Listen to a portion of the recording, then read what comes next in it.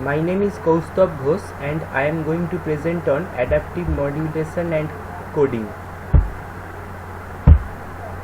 So these are the contents. Link adaptation or the adaptive coding and modulation is a term used in the wireless communications to denote the matching of the modulation, coding and other signal and the protocol parameters to the conditions on the radio link. The path loss, the interference due to the signals coming from the other transmitters, the sensitivity of the receiver, the available transmitter power margin, etc. Change modulation and coding relative to fading. AMC enables the robust and spectrally efficient transmission over the time varying radio channels. The basic premise is to estimate the channel at the receiver and feed this estimate back to the transmitter in order to adapt the transmission scheme to the channel state. Modulation and coding techniques that don't adapt to the fading conditions require a fixed link margin to maintain an acceptable performance when the channel quality is poor. This gives rise to the systems that are designed for the worst case channel conditions. Now, what is the motivation to study adaptive modulation and coding? There is continuously variation in the channel condition.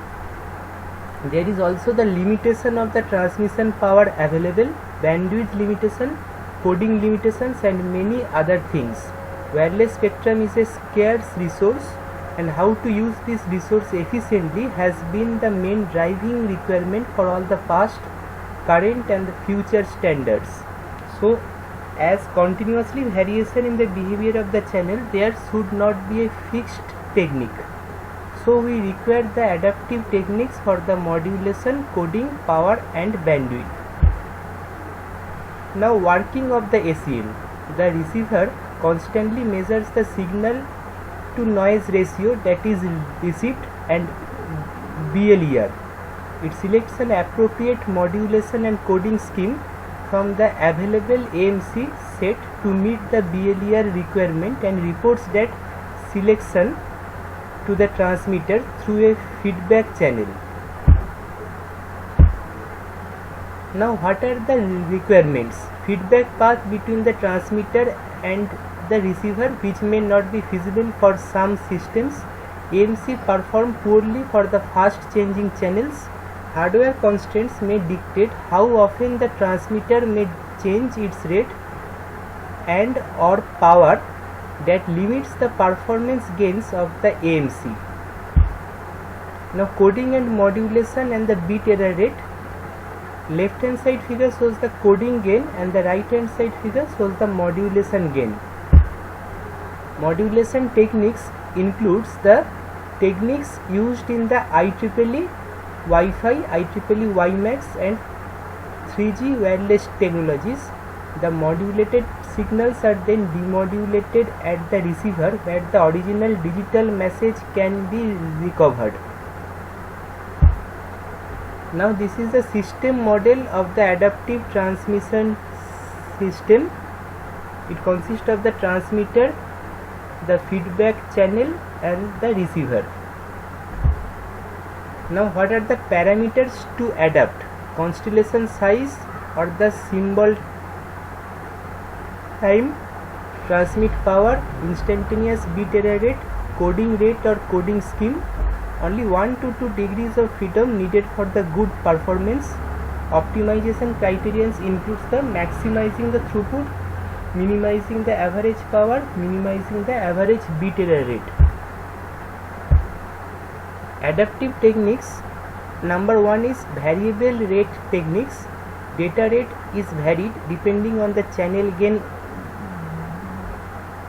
either by fixing the symbol rate Rs equal to 1 by Ts and using the multiple modulation schemes or the constellation sizes or by fixing the modulation and changing the symbol rate. Variable power techniques includes the water filling and the channel inversion. The goal is to compensate for the SNR variations due to the fading that is to maintain a fixed error probability, a constant received SNR.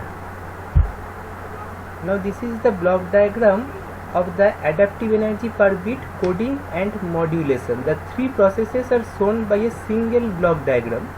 It is the most complex system. All are adapting at the same time. Energy per bit, coding technique and the modulation technique, enabling AMC in the 4G and the 5G technology.